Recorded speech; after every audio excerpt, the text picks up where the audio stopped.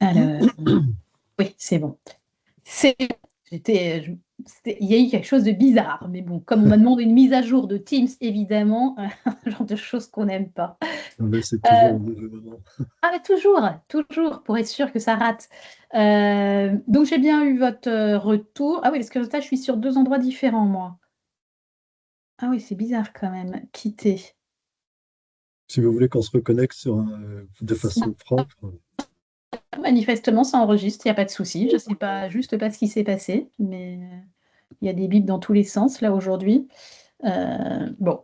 J'ai bien eu donc votre retour. On est bien d'accord que votre nom de famille, c'est Guervenoux. oui. Voilà, que je n'écorche pas quand même. Ah, j'ai l'habitude, il est très souvent Oui, mal mais prononcé.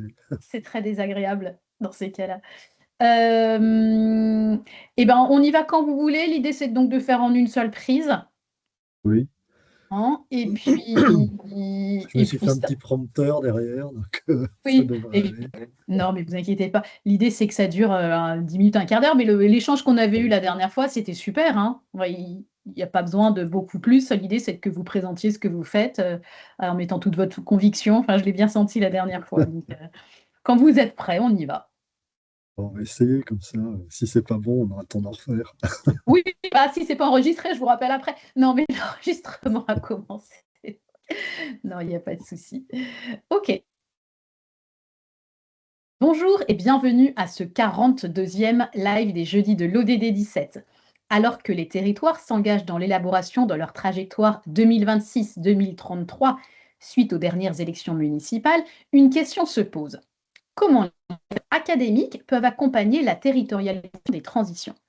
Face aux mutations rapides, les établissements d'enseignement supérieur et de recherche sont triplement impactés en matière de recherche, d'enseignement et d'évolution de leur propre modèle. Comme tous les acteurs publics et privés, leur responsabilité sociétale est engagée. De nombreux établissements sont innovants et ouvrent des pistes non seulement utiles pour eux, mais pour leur implantation. Ils contribuent à répondre concrètement aux besoins sociaux au plus près des habitants. Pour en parler, j'ai le plaisir d'accueillir aujourd'hui Joël Guervenoux, président de FNCAS. Joël Guervenoux, bonjour. Bonjour, bonjour à toutes et tous. La Fédération nationale de conseil en action sociale et sociétale, FNCAS, fête ses 50 ans cette année. Sa mission est de contribuer activement à l'épanouissement d'une société plus juste, éclairée et solidaire en promouvant la RSE, l'action sociale et la qualité de vie au sein des établissements de l'enseignement supérieur et de la recherche dans leur territoire. Pour nous expliquer concrètement le rôle de FNCAS et ce que recouvre aujourd'hui l'aide sociale. Alors, je redis bonjour et je vous remercie pour cette invitation à présenter notre fédération et son action. Et je vais essayer effectivement de vous résumer un peu l'affaire. 50 ans, c'est beaucoup de matière. Donc, créé en 1976, FNCAS, donc initialement Fédération nationale des comités d'action sociale, c'était lié à une loi du moment dans l'éducation. Donc, avec pour objet initial de répondre aux besoins exprimés par les personnels des universités, c'était le tout début, en termes d'action sociale.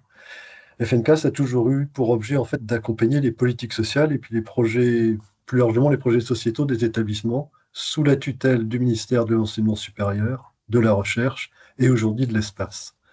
Je dirais certainement ESR par la suite, c'est notre petit raccourci.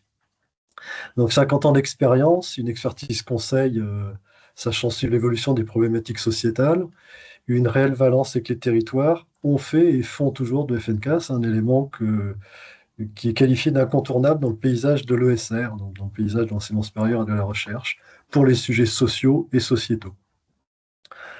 Alors en cela, l'action des FNCAS, elle se situe de longue date au cœur du développement durable, en se posant aujourd'hui comme un peu le garant de la prise en compte du pilier social du développement durable, qui est souvent éludé, je ne vous l'apprendrai pas, par les piliers environnemental et économique. Notre plaidoyer, dans les faits, reste très fidèle aux propos de Madame Brundtland en 87 devant l'ONU, quand elle a défini enfin, ce qui allait devenir le développement durable. Le social doit être un objectif, l'économie un moyen et l'environnement une condition. Et vraiment rester dans cette démarche. Alors FNK, c'est une capacité, c'est qu'elle sait agréger les réseaux autour d'elle pour favoriser une intelligence collective qui est une vraie intelligence collective réelle pour co-construire, coopérer avec l'ensemble des acteurs de l'ESR, mais aussi évidemment des parties prenantes, et à commencer par les territoires. Il y a bien longtemps que notre fédération a compris qu'un établissement et un territoire étaient intimement liés à divers niveaux d'ailleurs. Et puis enfin, pour en finir avec FNCAS, peut-être, tout au moins dans un premier temps, FNCAS, c'est faire ensemble, c'est faire avec, mais ce n'est jamais faire à la place d'eux. C'est notre adage, quelque part. Alors après, question difficile, que recouvre l'action sociale? Alors je vais vous dire sous forme de boutade, venez participer à notre prochain colloque national le 28 mai et vous saurez. Alors pour faire court, je veux dire qu'on insiste régulièrement sur une vraie différence entre l'aide sociale et l'action sociale. L'aide sociale, on va résumer à l'attribution d'aide le plus souvent financière aux personnes en difficulté, et puis l'action sociale qui couvre un domaine beaucoup plus vaste, qui investit les aspects qu'on pourrait qualifier de socioculturels, l'accès au sport et l'accès à la culture typiquement, mais aussi tout ce qui est prévention santé, qualité de vie et des conditions de travail, inclusion, handicap, et évidemment j'en laisse et j'en oublie. Euh, je vais compléter ce premier propos en disant que le vocable action sociale est mal compris et mal usité en France particulièrement. La société évolue et les représentations restent toujours très ancestrales et erronées pour la plupart. Il y a un côté un peu bonnes œuvres patronales du 19e siècle quand même dans les esprits. Donc, notre prochain colloque, qui va donc commémorer un demi-siècle de fédération, va montrer encore que cette action sociale n'est pas forcément toujours bien comprise, bien perçue, et s'attachera notamment dans ses réflexions à tenter peut-être de définir ou de redéfinir ce qu'est ou ce que doit être l'action sociale. C'est dans les têtes de tous nos administrateurs depuis qu'on parle de ce colloque. Voilà. On a bien compris, hein. Merci, c'était vraiment très clair. La responsabilité sociétale des établissements intervient souvent au premier kilomètre des besoins, là où les situations sont les plus concrètes et les plus complexes. FNCAS intervient au sein du dispositif Agir ensemble pour faire évoluer les pratiques. À partir de cet exemple, pourriez-vous nous expliquer comment les établissements travaillent au quotidien au sein de leur territoire d'implantation? Alors là aussi, la question est vaste et difficile, mais je vais commencer par vous présenter ou vous préciser ce que c'est ce fameux dispositif Agir ensemble, qui est sous-titré, et là c'est beaucoup plus évocateur, pour des campus durables en ville durable. On affiche tout de suite la thématique. Donc la démarche consiste en la valorisation d'alliances territoriales, alors ces alliances qui sont créées par la volonté d'acteurs le plus souvent universitaires, mais quelquefois territoriaux.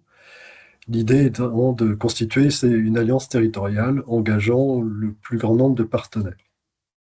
L'idée aussi, c'est donc de valoriser les actions, les projets partagés en lien avec le développement durable. On est très évidemment, développement durable est au départ assez environnemental. Ça évolue beaucoup plus de façon sociétale aujourd'hui.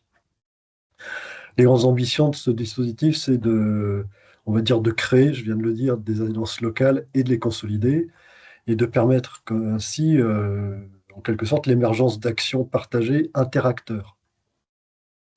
C'est aussi donner une impulsion, une visibilité à l'action de ces acteurs locaux et à leur permettre un partage d'expériences par les rencontres qui sont organisées, soit en ligne, soit en présentiel.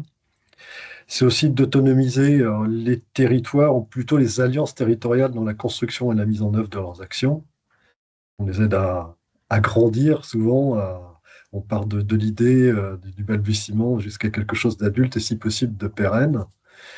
Et puis, dernière grande ambition, c'est évidemment de valoriser les actions locales qui sont co-construites et les pratiques innovantes qu'on peut rencontrer, et notamment en matière de mobilisation des usagers. Depuis 2-3 ans, on travaille beaucoup sur le fait justement de mobiliser un maximum d'acteurs autour des projets.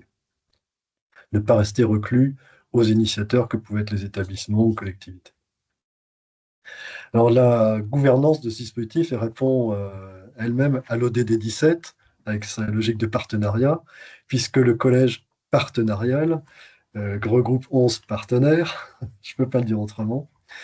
Donc, à la base du dispositif, c'est l'AVUF, l'Association des villes universitaires de France, le CNUS, le Centre national des œuvres universitaires scolaires, France Université, qui était la conférence des présidents d'université jusqu'à quelques temps, la conférence des grandes écoles, l'ADEME, MGEN, Caisse des banques populaires, le RESES, qui est un réseau étudiant pour une société écologique et solidaire, CIRS, qui est le collectif pour l'intégration de la responsabilité sociétale dans l'enseignement supérieur, un réseau qui s'appelle VPTRIS, qui est l'Association nationale des vice-présidents et chargés de mission en charge de la transition écologique et sociétale des universités, et donc FNCAS. Donc tout ce petit monde-là travaille à conseiller et faire avancer des projets. Alors chaque alliance doit être idéalement constituée à minima par un établissement d'enseignement supérieur de recherche, plus une collectivité locale, plus un CRUS, donc un centre régional dépendant du CNUS, et qui élabore conjointement un plan d'action pour mobiliser les étudiants et les personnels des campus sur des enjeux locaux de développement durable. Alors concrètement, j'ai retenu deux alliances, une qu'on a, deux d'ailleurs que nous avons labellisées en quelque sorte cette année. La première, c'est l'Alliance du Havre, pour sensibiliser et impliquer les étudiants havrais dans la transition écologique et sociale, a développé quelque chose de vraiment très très innovant. C'est un guide sous la forme d'un jeu de cartes à collectionner, un peu comme des Pokémon, pour faire court, et que l'on peut jouer aussi. C'est une approche qui, en fait, favorise à la fois la découverte de l'écosystème du bassin havrais, écosystème engagé, évidemment, et le mettre en valeur, parce qu'en fait, ils vont aller récupérer des cartes chez des acteurs qui peuvent être des entreprises ou des commerces locaux et qui leur apportent, qui leur permettent de constituer ce jeu. Et donc, ça favorise aussi la création de partenariats durables, quelquefois avec même les étudiants qui s'installent en région havraise et qui savent après déjà quel est un peu le réseau existant. Et puis donc les étudiants aussi s'approprient des outils concrets pour agir dans leur quotidien au travers de ça, puisqu'il y a, le jeu est très, très pédagogique aussi. Et puis l'Alliance 2-3, que moi j'ai trouvé vraiment très très intéressante, qui a permis la mise en place d'une ressourcerie de matériaux résiduels de chantier, destinés à être mis à disposition des étudiants pour leurs projets d'études. C'est bien sûr pour favoriser le réemploi et réduire le gaspillage, mais ça crée aussi énormément de ponts entre les étudiants, les citoyens, les entrepreneurs, les artisans, les établissements, avec une connaissance réciproque améliorée et donc un maillage local qui se fait, qui se trame. Alors après, on pourrait citer ce qu'on appelle les Fab Labs, hein, des choses comme ça. Il y a des ressourceries. On a vraiment des choses qui impliquent toujours fortement la collectivité territoriale. Ça commence souvent par des notions d'avoir des locaux, quelques mètres carrés, quelque part, et c'est souvent comme ça que les collectivités interviennent au départ. Merci pour ces exemples qui sont vraiment très concrets, qui nous montrent bien effectivement comment le monde universitaire, finalement le monde de l'enseignement et de la recherche, peut travailler sur le territoire finalement et pour les étudiants et pour le Franchement, merci pour ces exemples vraiment très, très bons. L'Observatoire des partenariats observe une attente croissante de liens justement entre les acteurs de terrain et le monde académique, notamment pour mieux comprendre, qualifier et accompagner les transformations en cours. FNCAS a lancé le prix pour le mieux commun. Pourriez-vous nous parler de ce prix? Oui, sûrement, longuement. Alors, moi, je vais commencer peut-être par une petite histoire, parce que ce prix a une histoire. C'est une idée qui a jailli de mon esprit en juin 2019, un peu comme une étincelle, en me disant pourquoi FNCAS ne récompenserait pas par un prix un projet œuvrant à une meilleure vie de campus. Alors, je fais une petite parenthèse, on parle beaucoup de vie étudiante quand on parle d'enseignement supérieur et de la recherche, à commencer par notre tutelle, mais les étudiants ne seraient pas grand-chose s'il n'y avait pas des personnels qui étaient là pour assurer le fonctionnement et la continuité. Et puis inversement, on a besoin des étudiants pour continuer à être à jour et autres. Et donc, FNCAS essaie de pousser la notion de vie de campus depuis longtemps, dans le sens tous les gens qui interviennent sur un campus. Donc ça va aussi vers les universités du temps libre, ça va aussi sur les artisans qui interviennent et toutes ces choses. Donc l'idée c'était ça, c'est donc une idée de fédérer, de faire cristalliser, je veux dire, la communauté universitaire et ses parties prenantes autour du sujet responsabilité sociétale, de valoriser les démarches de RSE à l'interne comme à l'externe. Et donc, quelque part, par le biais du concours, donc de l'établissement de dossiers, des dossiers à présenter, des dossiers structurés, et bien d'obliger quelque part à structurer, formaliser des initiatives qui sont très diverses, qu'on rencontre dans les établissements, qui germent un peu partout, en termes de RSE ou de développement durable tout court. Mais on sait qu'il y a beaucoup de projets dans les établissements, mais que c'est souvent très dispersé et ou méconnu. Il manque souvent la partition, le conducteur et le chef d'orchestre. Et quelque part, l'idée, c'était aussi, par le biais du concours, d'obliger les gens à structurer un peu leur projet. Et puis, bien sûr, de rencontrer les porteurs de projets pour ce qui nous concerne, nous, et de faire se rencontrer les acteurs engagés dans les projets sociétaux, et donc de faire ainsi de FNCAS un vecteur ou un vecteur supplémentaire de bonnes pratiques sociétales. Donc le prix pour le mieux commun est né comme ça. Il restait à le mettre en œuvre et en partenariat, bien sûr. Donc en 2026, nous sommes à la 4e édition. Il y a eu une année de pause en 2025. Donc aujourd'hui, le prix pour le mieux commun est porté par FNCAS en partenariat avec l'association Prévention Naïf et soutenu par le Rameau, que je ne présente pas. Ce prix est destiné à récompenser un établissement sous tutelle du ministère de l'Enseignement supérieur, de la Recherche et de l'Espace, et il est là pour affirmer la volonté d'inscrire et de soutenir la recherche du mieux commun sur les campus dans une démarche de long terme, en intégrant d'une façon holistique la place de l'humain dans le développement durable. C'est vraiment le fond du projet. Alors, on attend des initiatives présentées, qu'elles contribuent évidemment au mieux commun sur les campus, mais qu'elles témoignent aussi d'un engagement sociétal qu'on va qualifier de remarquable, qu'elles participent à la prévention des risques, hein, qu'ils soient de santé mentale, de climatique, vie courante, numérique ou inégalitaire, enfin, vraiment la prévention des risques au sens large, et puis toujours qu'elles impliquent le plus grand nombre de parties prenantes. L'idée, c'est que ces projets contribuent au déploiement d'une communauté universitaire qu'on va qualifier d'inclusive, solidaire et responsable sur ces territoires. C'est-à-dire que ça ne doit pas être reclus. Enfin, l'idéal, c'est que ça ne soit pas reclus au campus, mais que ça puisse rayonner et impliquer. Et évidemment, pour que ces initiatives soient fortes, on attend que les initiatives participent de la stratégie de l'établissement et donc que ça induise de cette façon-là un impact positif fort sur l'écosystème de l'établissement, l'écosystème étant bien sûr en lien avec les territoires. Donc vous avez bien compris que la notion de territoire est au fond du projet. Alors ça ne veut pas dire que les 22, les 21 dossiers qu'on a reçus cette année, ont répondu à toutes les commandes, mais on pousse à ce que il y ait ce maillage territorial qui intervienne. C'est toujours sous-jacent. Et en portant ce prix, eh bien, on a vocation à contribuer à l'atteinte globale des objectifs de développement durable dans l'univers de l'ESR. Voilà notre souhait. Merci. Vous avez parlé de 21 dossiers. Est-ce que vous pouvez nous dire un petit peu géographiquement d'où ils viennent? Est-ce qu'il y a des territoires qui sont finalement plus aptes qui sont plus engagés ou ça vient un peu de partout en France et Outre-mer peut-être aussi? Alors, si je fais un tour, alors, il y a des choses qui correspondent comment dire, des instances nationales, puisque le CIRAD nous a envoyé un projet qui est le projet Respire, qui peut être un peu connu, qui est sur la responsabilité des instituts de recherche face aux urgences écologiques et sociales. Donc ça, c'est un dispositif national qui existe déjà et qui candidate. On a Lyon qui est autour de la formation des personnels aux grandes transitions. La commune de Toulouse qui est sur un... Alors la commune, c'est la communauté d'universités et d'établissements de Toulouse qui englobe énormément de choses sur l'Occitanie et présente le Festival des Futurs Proches, qui est quelque chose qui s'est joué, je crois, déjà 2 fois, qui est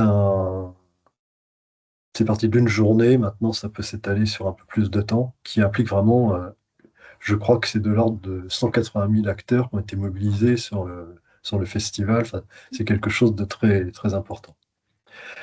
J'ai une école d'ingénieur à Rennes, l'Institut Agro aussi, qui est quelque chose de national. Nous avons Kedge, Nantes Université, Neoma Business School, donc là encore un groupement. Sur Paris, on a 3 établissements. On a deux autres acteurs sur Toulouse, entre Toulouse-Jean Jaurès et Aix-Toulouse 3. Grenoble-Alpes, Lyon 2, Montpellier, Mais finalement, quasiment. l'UBO en université, Bretagne occidentale, le Haute-Alsace, le littoral Côte d'Opale à Dunkerque et Versailles-Saint-Quentin. Donc on couvre bien Vous la couvrez France. bien le territoire. On n'a Oui. pas d'ultramarins cette année. Nous avions eu la Nouvelle-Calédonie sur la deuxième édition, qui avait un très très beau projet à qui on a attribué un coup de cœur du jury, qui est disponible sur notre site, hein, sur fncas.org. Il est décrit. Et je sais plus, non, la réunion, je crois pas qu'on l'ait eu jusqu'à présent. Mais désespère pas. Non. Et donc, si on veut aller découvrir toutes ces initiatives, fncas.org, Oui, tout simplement. voilà. C'est une rubrique qui s'appelle Expertise Conseil, à laquelle on va trouver prix pour le mieux commun et tous les dossiers présentés sont affichés et les lauréats et coups de cœur sont mis en avant. Merci beaucoup, Gervenou, pour cet échange et merci à tous de nous avoir suivis. Merci pour cette invitation et au plaisir de vous retrouver. Avec grand plaisir. Quant à nous, nous nous retrouverons en juin prochain pour le 43e live 3 questions A. Nous recevrons Philippe Dacosta, président de la Fondation des Territoires.